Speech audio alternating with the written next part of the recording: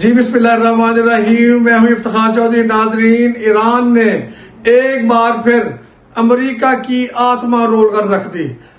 امریکی صدر نے یہ ایک دو دن پہلے یہ دعویٰ کیا تھا کہ ہمارا وفد دوحہ جا رہا ہے، وہاں پہ ایرانی حکام کے ساتھ ان کے مذاکرات ہوں گے، لیکن امریکی حکام نے دو الفاظ میں اس کی تردید کرتے ہوئے یہ واضح کیا تھا کہ جب تک امریکہ ان کے جو 6 ارب ڈالر کے جو اثاثے ہیں وہ ریلیز نہیں کرتا، تب تک امریکہ کے ساتھ بات چیت نہیں ہوگی۔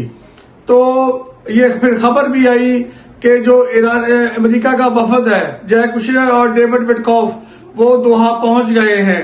تو ایرانی وفد کے بھی دوحہ میں پہنچنے کی خبر آئی، لیکن ایرانی وفد حکام کا یہ کہنا تھا کہ ان کے امریکی حکام کے ساتھ کوئی ملاقات نہیں ہوگی، وہ صرف جو قطری حکام ہیں جو ثالث کا رول بیچ میں ادا کر رہے ہیں، صرف ان کے ساتھ بات چیت ہوگی۔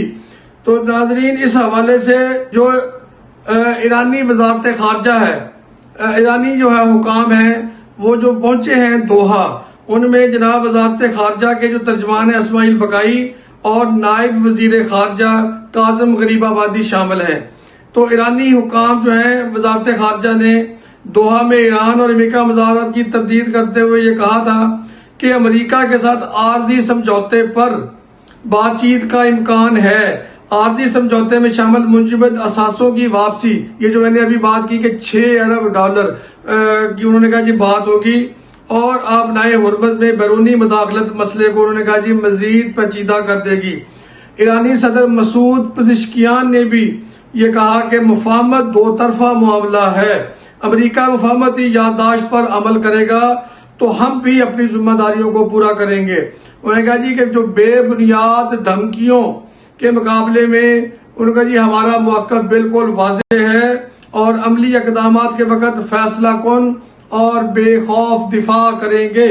ادھر جناب قطری وزارت خارجہ نے جب یہ بیانات دونوں طرف سے آمنے سامنے آنا شروع ہوئے، تو ثالث جو ہے وہ قطر، اس کے حکام جو وزارت خارجہ ہے، اس نے یہ کہا ہے کہ جناب انہوں نے بھی امریکہ اور ایران کے درمیان جو 1 to 1 ملاقات کی تردید کی ہے۔